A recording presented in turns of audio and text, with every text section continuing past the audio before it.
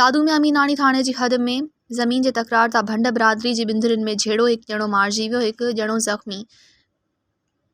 2 ॼणा मुबैना तौरु अगवा। ॿिन्ही धुरियुनि जे झेड़े दौरान फायरिंग जे नतीजे में हिकु धुर ज़ुल्फ़कार भंड जो हारी अलाह ॾिनो सोलंगी मारिजी वियो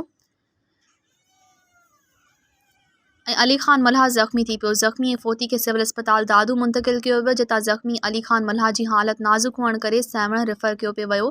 ज़ख़्मी अली ख़ान मल्हा चयो त असां ज़ुल्फ़कार भंड जा हारी आहियूं। ज़मीन जी तकरार तां हामिद भंड, माजिद भंड, अमीन ऐं ग़ुलाम अहमद शाहाणी हमिलो कयो, जंहिंमें असांजो हिकु हारी मारिजी वियो। असां ज़मीन ते कमु करे रहिया हुआसीं त अछी कार में मुक़दस भंड ऐं ॿिया जवाबदार आया, जिन असांजे मथां हथियारनि जा मुंहं खोले छॾिया।